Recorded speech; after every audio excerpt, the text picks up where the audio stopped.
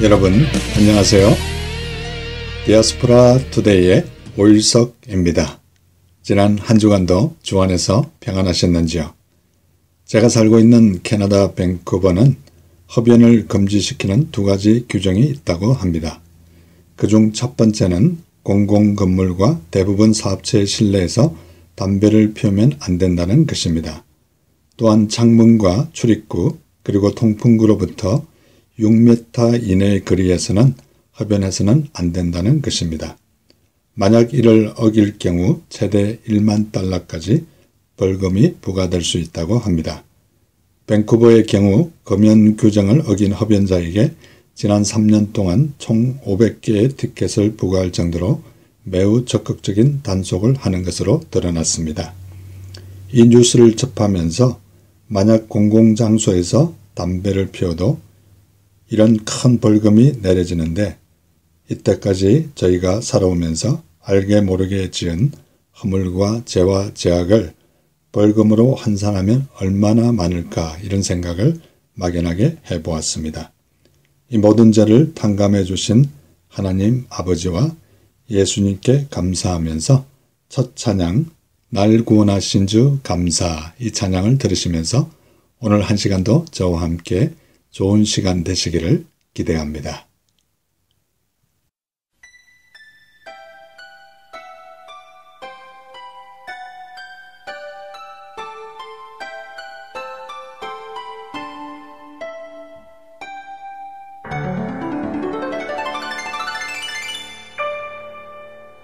날 구원하신 주 감사 모든 것 주심 감사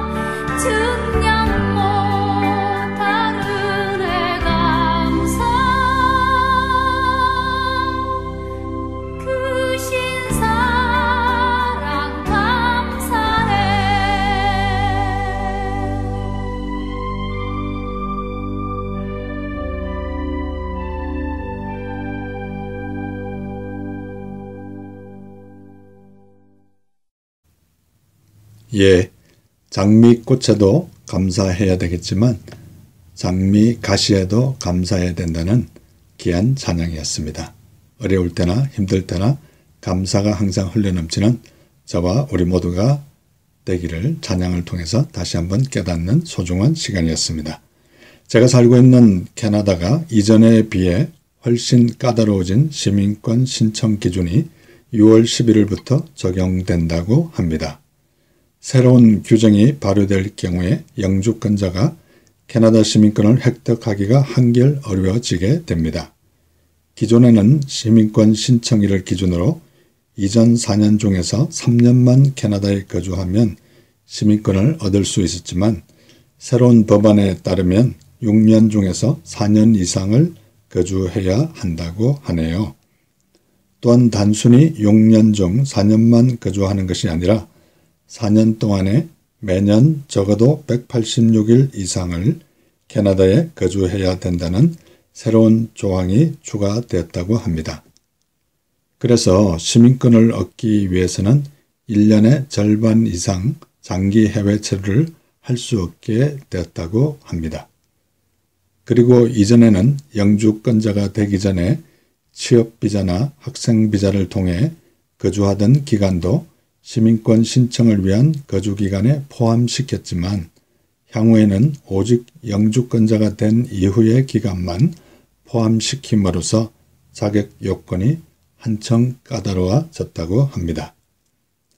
이 소식을 접하면서 한 나라의 시민권 얻기도 이렇게 힘든데 하나님께서는 우리에게 너무나 하늘나라의 시민권을 쉽게 주실 수 있는 방법을 주셨습니다. 요한복음 3장 16절에 보면 하나님이 세상을 이처럼 사랑하사 독생자를 주셨으니 이는 저를 믿는 자마다 멸망치 않고 영생을 얻게 하려 하심이라고 말씀하고 있습니다. 또한 빌립보서 3장 20절에 보면 오직 우리의 시민권은 하늘에 있는지라 거기로서 구원하는 자 곧 예수 그리스도를 기다리노니 라고 말씀하고 있습니다. 이 시간 혹시 아직도 주님을 모르시는 분이 계십니까? 우리 예수님께서 우리를 위해서 이 땅에 오셔서 십자가에 돌아가심으로 말미암아 우리의 죄와 죄악을 하얗게 맑게 씻어 주셨습니다. 이 사실을 믿기만 하면 우리는 구원을 받을 수 있고 저 나라에 하늘나라에 갈 수 있을 뿐만 아니라 하늘의 시민권을 소유할 수 있습니다. 꼭 예수님 믿으시고 하늘의 시민권을 소유하시는 저와 우리 모두가 되시기를 간절히 소원하면서 이 시간 찬양 1000번을 불러도 이 찬양 들으시면서 예수님의 십자가의 사랑과 희생을 다시 한번 생각하는 귀한 시간 되시기 바랍니다.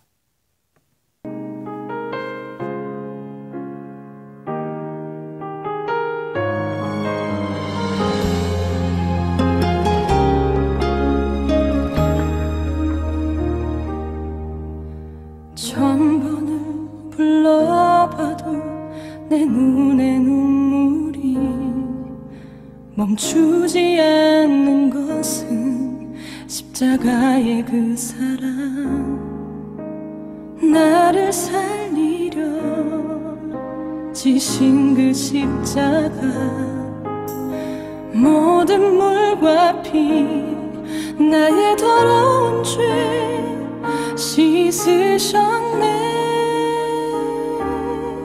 나를 향한 그 사랑 생명을 내어주사 영원한 생명을 내게 주심을 감사해.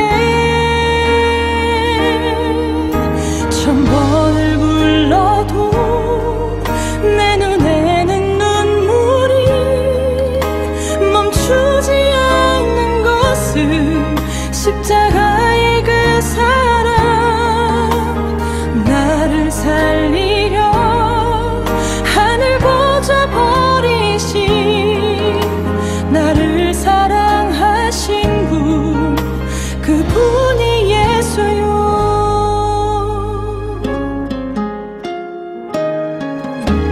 1000번을 불러 내 눈의 눈물이 멈추지 않는 것은 십자가의 그 사랑, 나를 살리려 지신 그 십자가, 모든 물과 피 나의 더러운 죄 씻으셨네.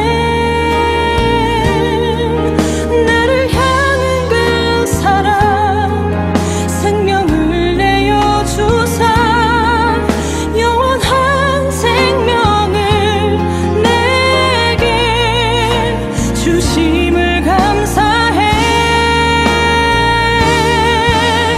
천번을 불러도 내 눈에는 눈물이 멈추지 않는 것은 십자가의 그 사랑, 나를 살리려 하늘 보좌 버리신, 나를 사랑하신 분, 그분이 예수요. 천번을 불러도 내 눈에는 눈물이 멈추지 않는 것은 십자가의 그 사랑, 나를 살리려 하늘 보좌 버리신, 나를 사랑하신 분, 그분이 예수요. 나를 사랑하신 분, 그분이 예수요.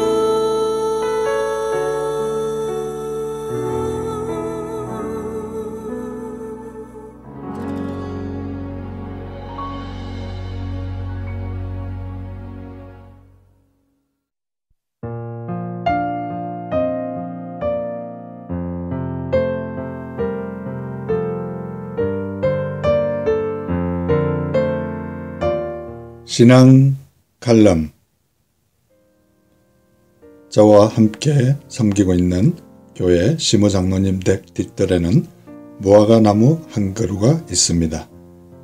몇 년 전에 구입하여 심은 무화과 나무는 줄기가 단 하나였습니다. 그런데 그때 집에서 기르던 진돗개가 줄기를 자르고 뿌리까지 파헤쳐 엉망으로 만들고 말았습니다.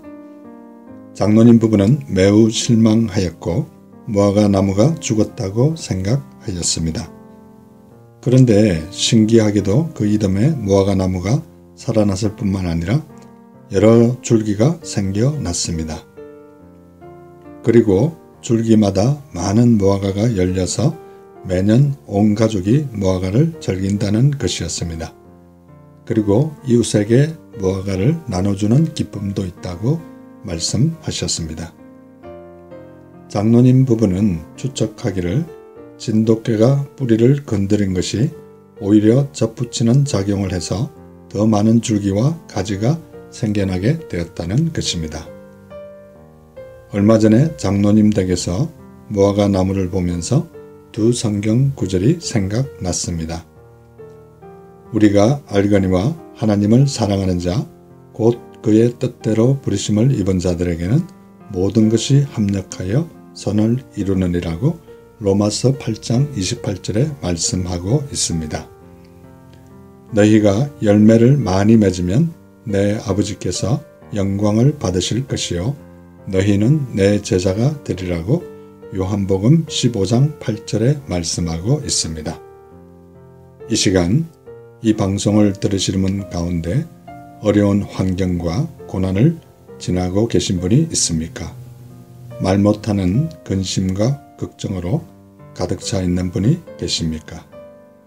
우리 모두 하나님의 자녀로서 긍지와 자부심을 가지고 어떤 어려운 환경에서도 선하게 인도하시는 하나님을 굳게 믿고 열매를 주렁주렁 맺는 저와 우리 모두가 되었으면 참 좋겠습니다.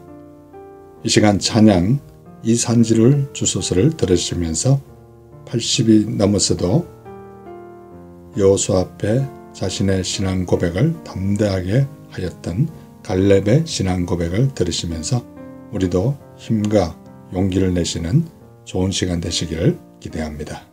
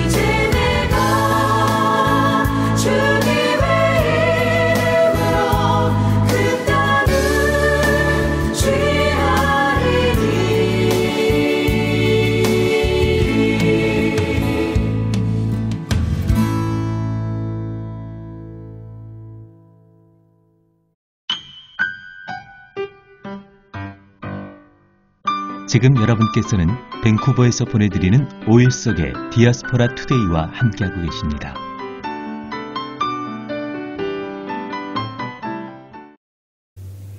큐티 나눔. 이 시간은 지난 주간에 제가 묵상한 큐티 가운데 제 마음에 와닿았던 부분을 여러분과 다시 나누는 시간입니다. 저는 지금 열왕기하 초반부를 묵상하고 있는데요. 엘리사가 하루는 수넴에 이르렀고 그곳에 한 귀한 여인이 엘리사를 관건하여 음식을 먹게 하고 또 그렇게 함으로 인해서 엘리사가 그곳을 지날 때마다 그곳으로 갔다고 말씀하고 있습니다. 그런데 여인은 거기서 더 한 걸음 나아가서 남편에게 이러기를,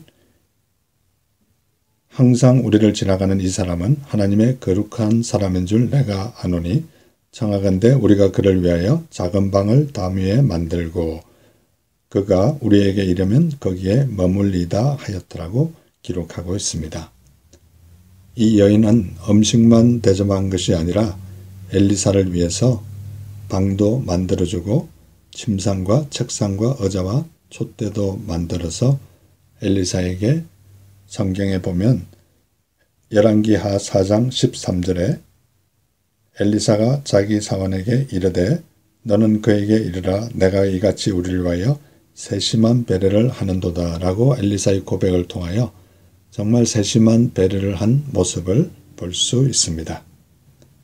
그래서 엘리사는 여인의 그 세심한 배려에 너무 감사해서 그 사원에게 이렇게 묻습니다. 엘리사가 이르되 그러면 그를 위하여 무엇을 하여야 할까 하니 게하시가 대답하되 참으로 이 여인은 아들이 없고 그 남편은 늙은 나이다 하니 라고 열왕기하 4장 14절에 말씀하고 있습니다. 결국 모든 사람에게 세심한 배려를 아끼지 아니하였던 이 여인은 엘리사의 큰 기적의 능력을 통하여 아기를 가지게 되고 그 아기를 통하여서 하나님께 영광 돌릴 뿐만 아니라 자기 자신이 기적을 체험하는 그런 놀라운 일을 보게 됩니다. 우리도 우리 주위에 우리의 가족 식구들, 이웃들, 또 우리가 만나는 사람들, 또한 특별히 일주일에 한 번씩 만나는 성도님들께 세심한 배려를 항상 넉넉하게 해주는 저와 우리 모두가 됐으면 참 좋겠다는 생각을 다시 한번 하게 되었습니다. 그런데 너무나 안타깝게도 이 여인이 얼마 후에 여인이 낳았던 아들이 갑자기 죽게 되는 그런 안타까운 일을 보게 됩니다. 보면 열왕기하 4장 20절에 보면 곧 어머니께로 내려갔더니 낮까지 어머니의 무릎에 앉아있다가 죽은지라 이렇게 말씀하고 있습니다.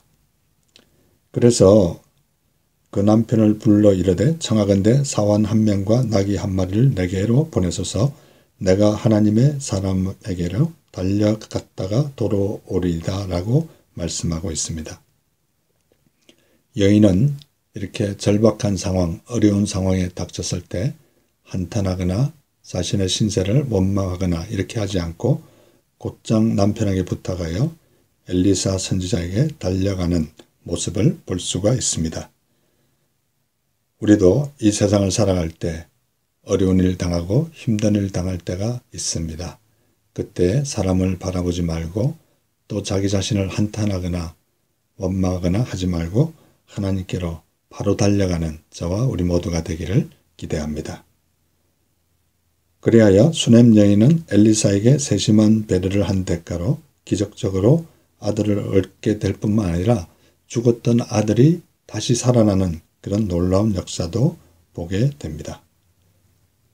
우리도 어려운 일을 당할 때 하나님께로 달려나가는 우리 모두가 되었으면 합니다. 또한 나의 참 감동적인 장면은 엘리사가 여인에게 너는 평안하냐? 내 남편이 평안하냐? 아이가 평안하냐고 했을 때 아이를 포함하여 평안하다고 대답하는 모습 속에서 여인의 아이가 다시 살아날 수 있다는 믿음을 간접적으로 볼 수 있습니다. 오늘 우리도 여인이 소유했던 그런 큰 믿음을 지니는 저와 우리 모두가 되면 어떨까 이런 생각도 해보았습니다. 오늘 이 큐티를 묵상하면서 생각나는 찬양, 축복, 이 귀한 찬양을 들으시면서 우리에게도 이와 같은 축복이 항상 임하기를 간절히 소원합니다.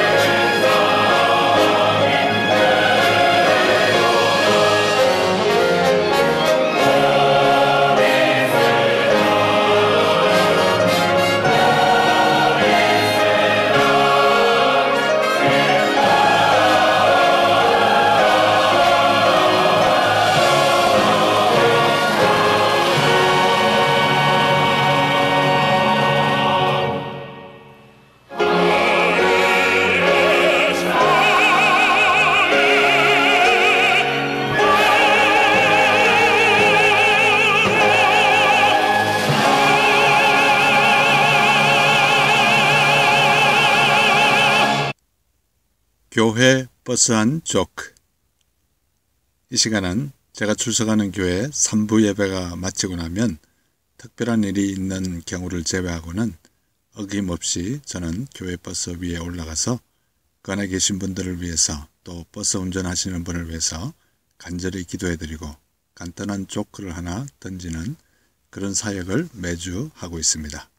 시간적으로 따졌을 때는 4분에서 5분 정도밖에 걸리지 않는 아주 간단한 사역인데요. 그 버스 안에는 80이 넘으신 어르신들이 많이 계시기 때문에 저 개인적으로는 굉장히 보람이 있는 그런 사역이고 그 시간이 기다려지는 그런 사역이기도 합니다. 이 시간 그동안 제가 했던 조커들을 던질 때 여러분 유쾌하게 웃으시는 좋은 시간 되었으면 합니다. 어느 날 퇴근한 3년차 남편이 아내에게 약간 미안하듯 말했습니다. 내일 말이야 회사 후배 2명을 집으로 저녁 초대했거든. 이 말을 들은 아내는 왕짜증을 내면서 말했습니다. 뭐라고요? 아니 왜 그런 걸 당신 마음대로 결정하는 거죠? 이렇게 조그만 집에 나는 요리할 줄도 모르고 또 당신에게 억지로 애기를 부려야 하는 것도 진절머리가 나는데 당신 후배들한테 잘해줄 리 없잖아. 그러자 남편이 시큰둥하게 말했습니다. 응, 알고 있지. 남편의 말에 더욱 엄정을 높이며 앙칼지게 아내는 말했습니다. 뭐라고요? 다 아는데 왜 초대한 거죠? 그때 남편이 묵묵히 이렇게 대답했습니다. 그 녀석들이 결혼하고 싶다고 바보 같은 소리를 자주 하잖아.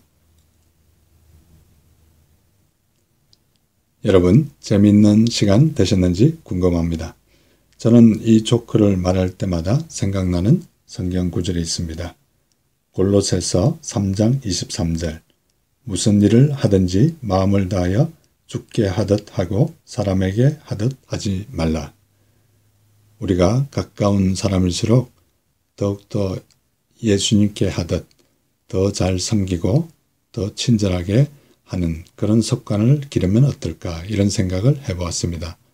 너무나 가깝기 때문에 예절 없이 격의 없이 막 행동하고 말을 함부로 하는 우리가 되지 않았는지 한번 반문해 보는 그런 시간이 되었으면 좋겠습니다.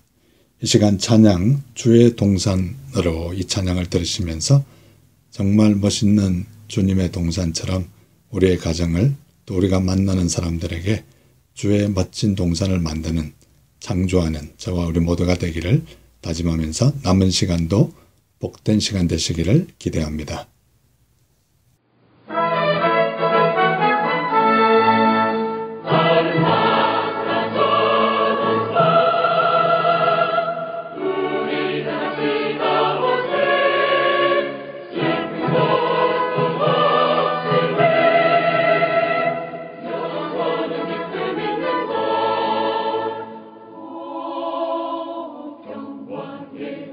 주님 계시니 사망이 없네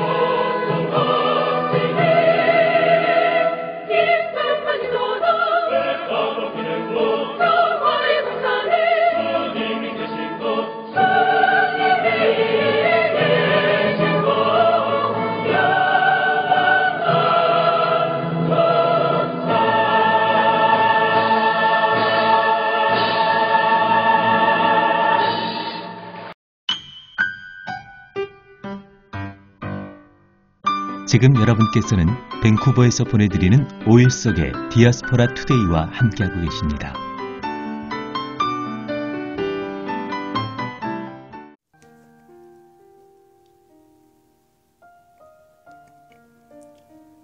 디아스포라 스토리. 이 시간은 밴쿠버에 거주하시는 평범한 성도님들의 삶에 우리 하나님께서 어떻게 역사하셨으며 그들의 삶을 어떻게 인도하셨는지 진솔하게 듣는 시간입니다. 지난주에 이어서 멀리 호프에 살고 계시는 이재인 장로님 다시 모시고 진솔하게 얘기 듣도록 하겠습니다. 장로님 멀리서 이렇게 다시 와주셔서 감사합니다. 안녕하세요, 장로님. 안녕하세요. 장로님 수고 많습니다. 예, 다시 이렇게 만나 뵙게 돼서 참 반갑습니다. 네. 우리 장로님 지난주에 여러 가지 얘기를 신앙적인 간증을 듣고 많은 은혜를 받고 감동을 받았는데요. 우리 장로님은 언제부터 이렇게 신앙생활을 하시게 되셨습니까? 신앙생활은 어려서부터 했죠. 어머님이 옛날에 초대 선교사님들이 와서 세운 그 이화 학교라는 데를 선교사들이 세울 데를 나오셔서 어머님 신앙이 뜨거웠습니다. 그러니까 저는 모태 신앙이죠. 그러면 어머님이 상당히 그 신식 교육을 받으신 그런 굉장히 지적이신 분이셨군요. 그 어머님이 단 남매였는데요. 저희 아버지는 참 부자였고 그 어머님 쪽이 그 신발 공장을 한국에서 최초로 하다 망해가지고 아마 그 부자인 아버지 집으로 시집을 왔다고 들었습니다. 예. 그러면 장로님은 어떻게 순서로 봤을 때는 형제 중에서 몇째로 이렇게 가족을 좀 잠깐 소개해 주시죠. 예, 저는 9남매 중에 막내인데요. 둘은 제가 본 적이 없어요. 돌아가셔서 그래 7남매 중에 막내였습니다. 그 어머님께서 이하 학교를 나오셨다면 상당히 그 기독교 영향을 많이 받으셨을 테고 신앙도 굉장히 뜨거우셨을 것 같은데 어머님의 그 신앙이 장로님께 많은 영향을 미쳤다고 생각하십니까? 네, 저는 참 제 어머니를 존경하고 특별히 제 아내한테 누가 물어보니까 자기는 시어머니를 존경한다고 그러더라고요. 제 어머니 참 신앙이 참 좋으셨습니다. 어떤 면에서 좀 이렇게 어머니께서 구체적으로 좀 말씀을 해줄 수 있을까요? 예, 그저 너무 많지만 하나는 저희 아버지는 불신자였는데도 불구하고 저희 시어머니도 그렇죠. 그러니까 그 어머니가 와서 그 집안을 예수 믿게 했는데요. 처음에는 그 장손인 아버지 집에는 사당도 있어가지고 아마 한 번씩 제사라면 수십 명씩 거의 100명씩 모이는 그런 데를 저희 어머니가 불을 질렀어요. 그래가지고 쫓겨났습니다. 보따리 싸가지고 시집 온 지 1년 만에 쫓겨났어요. 그 정도로 과격하게 하시는 참 어떻게 보면 굉장히 신앙의 여장부셨다고 볼 수 있네요. 예. 근데 우리 장로님 그 어렸을 때 어머님께서 이렇게 눈물을 흘리시면서 기도하셨다는 그런 얘기를 가끔 하셨는데 그거 좀 설명해 줄 수 있을까요? 제가 워낙 어리니까 워낙 나이 많아 나셨으니까 그 참 딱했겠죠. 그러니까 늘 눈물로 많이 기도를 하셨고 저는 또 19살 때부터 한 7년간은 어머니와 떨어져서 살았어요. 어머니는 이 카나다에 65년도에 들어오셨었고 저는 74년도니까 거의 몇 년입니까? 66년도에 오셨으면 한 7, 8년 되겠죠? 네. 그 장로님께서 어머님의 신앙의 영향을 많이 받았다고 항상 이렇게 말씀을 자주 하시곤 그러시는데 특별히 어머님께서 좋아하셨던 성경 구절이나 또 신앙의 그 어떤 모습 같은 거 있었으면 소개해 주시면 고맙겠습니다. 저희 어머니는 저는 늘 저만 보면 이렇게 제가 어렸을 때 안고 이렇게 늘 기도하면 우시며 기도를 하셨는데 저는 예수 믿는 사람은 언제나 울어야 되는가 보다라고만 생각할 정도로 늘 제 이마에는 어머니의 눈물 닦느라고 바빴죠. 제가 어려서 그렇게 자랐습니다. 아주 어머니가 신앙 훈련을 굉장히 엄하게 시켰던 것 같아요. 그러면 지금의 장로님이 되신 것은 참 어머님의 지대한 신앙적인 교훈과 그 신앙적인 가르침이 있었다, 이렇게 단편적으로 말할 수 있을까요? 예. 제가 그건 참 죽음의 고비도 한 몇 번 넘길 때마다 제가 어머니를 기억했는데요. 늘 어려움이 올 때마다 전 어머니의 눈물의 기도를 생각했습니다. 한 번은 군에서 제가 이제 어머니는 절 군에 넣고 외국에 가셨는데, 이 벼락을 맞았었어요. 그러셨어요? 예. 그래 제 몸이 공중을 날라서 잠호 밖으로 떨어졌었는데 온몸을 움직일 수조차 없었습니다.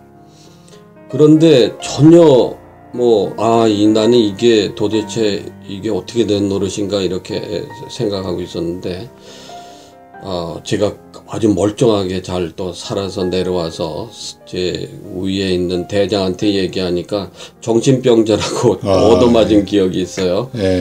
저는 그때 이건 내 어머니의 기도다. 저는 그렇게 아주 믿었습니다. 예. 장로님, 이 시간 평소에 어머님께서 즐겨 부르시던 생각나는 찬송가가 혹시 있으시면 말씀해 주실 수 있을까요? 예, 제 어머니가 늘 부르시던 노래 중에 하나는 하나님의 은혜로 310장입니다. 예. 이 시간 우리 이정희 장로님 어머님께서 생전에 너무나 즐겨 부르셨던 하나님의 은혜로 310장 우리 찬송을 듣고 난 이후에 다시 우리 장로님과 진솔하게 얘기 나누도록 하겠습니다.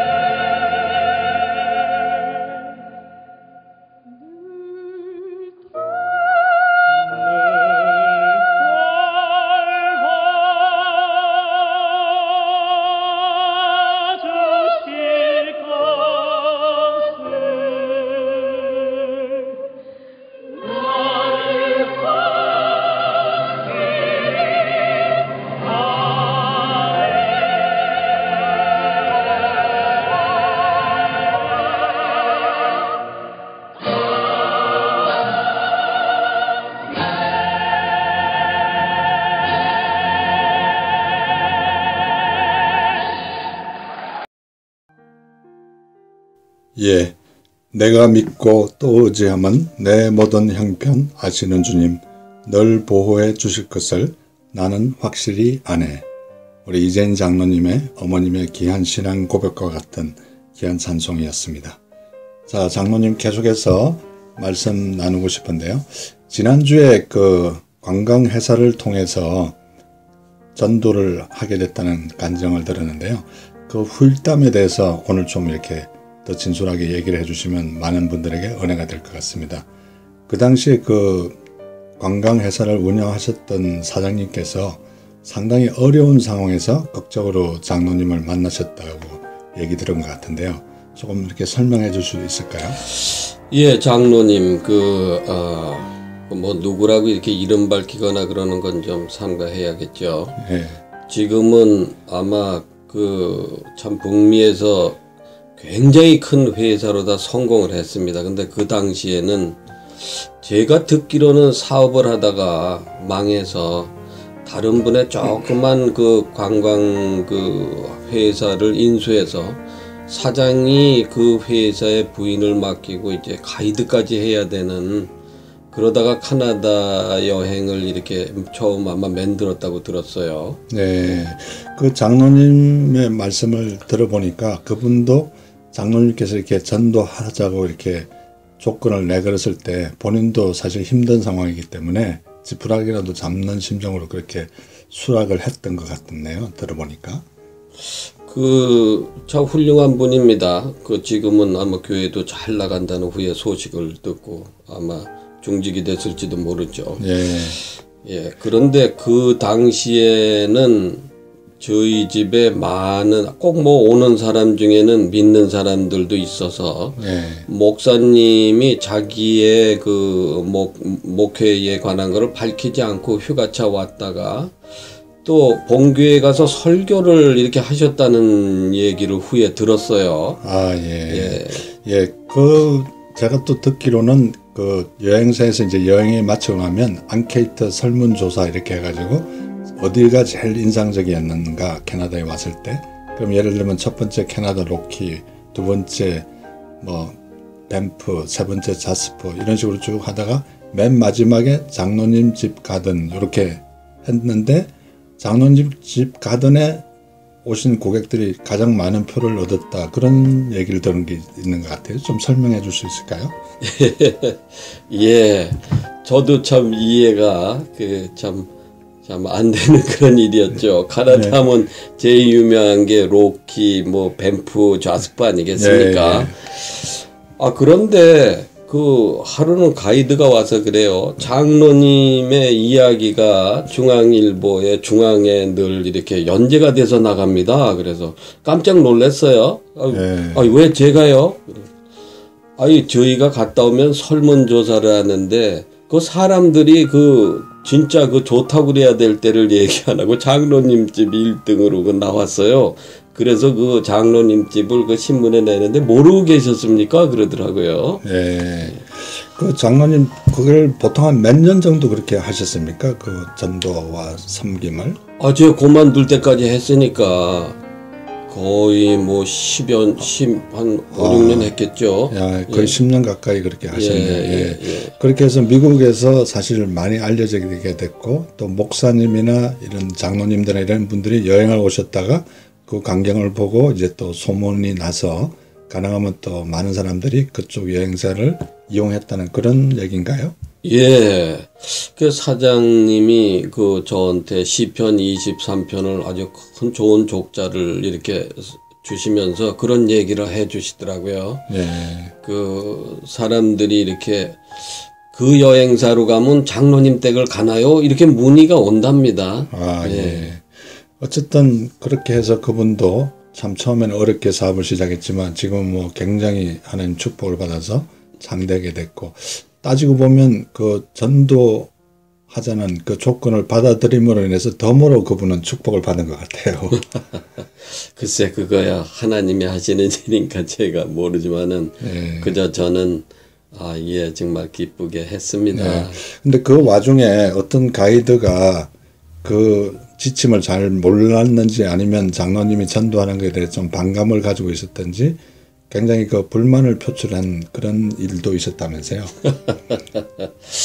글쎄, 저도 뭐 성격이 좀 어떨 때는 좀 욱하는 게 있어서 그런지, 자꾸 전도를 안 했으면 좋겠다는 거예요. 중님도 있고, 뭐, 거기에 수녀님도 왔고, 뭐, 안 믿는 사람 단체가 많이 와서, 뭐, 이렇게 왔는데, 오늘 처음 보는 가이드가 와서, 아마 처음으로 바쁘니까 아마 왔는지, 그래서 제가 그러면은 제가 사실 바빴거든요.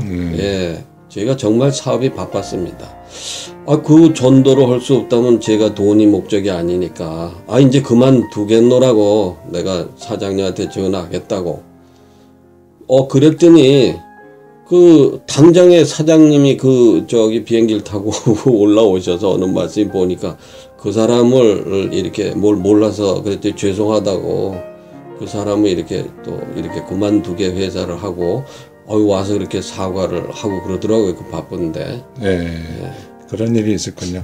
자, 결론적으로 보면 장로님께서 참 어머님의 신앙의 유산을 이렇게 이어받으셔서 또 그런 일이 생겼을 때 사업의 목적보다는 이렇게 전도의 목적으로 활용하게 됐을 때 장로님 사업도 축복을 받게 됐고 또 여행사를 처음 이렇게 미약하게 시작했던 그 사장님도 지금은 큰 축복을 받았다는 참 의미 있는 간증이었습니다. 장로님과 이렇게 얘기를 하다 보니까 또 헤어져야 될 시간이 다 됐네요. 다음 주에 한 번 더 또 모셔서 또 더 감동 있는 간증을 듣도록 하겠습니다. 장로님 오늘도 또 이렇게 나와주셔서 너무 감사합니다. 장로님 수고 많습니다. 제가 뭐 부족한데 이렇게 자꾸. 고맙습니다, 장로님.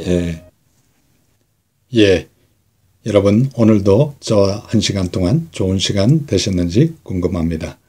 벌써 헤어져야 될 시간이 다 되었군요. 창가 계절의 변화도 바라보고 시냇물 얘기에도 귀 기울이고 구름 흐르는 사연도 새겨듣고 너그럽게 그렇게 갔으면 합니다. 바쁜 삶 속에서 잠시 멈추고 우리의 모습을 다시 한번 생각해보고 돌아보는 그런 시간이 되면 어떨까 이런 생각을 해봅니다. 한 발 뒤에 서면 더 잘 들리고 한 발 아래 서면 더 잘 보이는 것을 너무 큰 것 욕심내지 말고 지금부터 나를 낮추고 겸손한 마음으로 사는 우리 모두가 되어서 다음 주에 만나 뵐 때는 더 좋은 모습으로 만나 뵙기를 기대합니다. 마지막 찬양 나의 피난처 예수 이 찬양을 들으시면서 남은 하루도 복된 하루 되시기 바랍니다.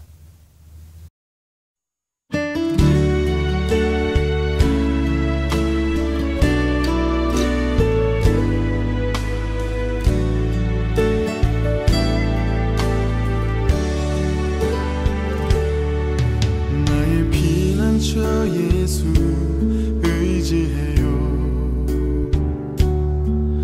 나의 피난처 예수 의지해요. 나의 가는 길에 거센 바람 몰아쳐와도 나의 피난처 예수 의지해요. 나는 영원히 주님 사랑해요.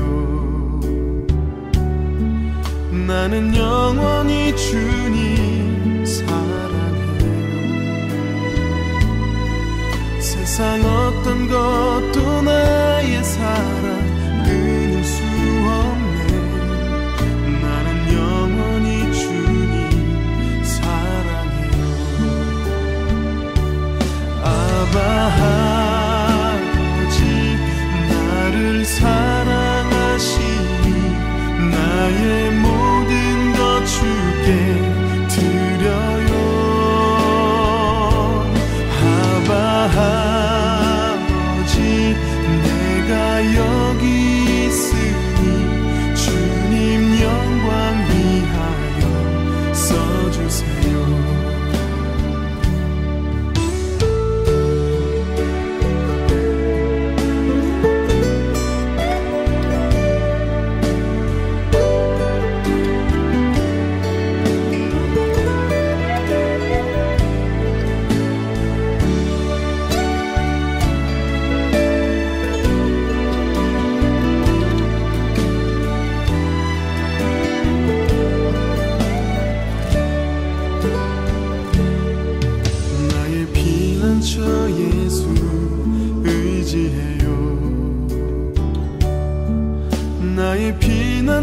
예수 의지해요.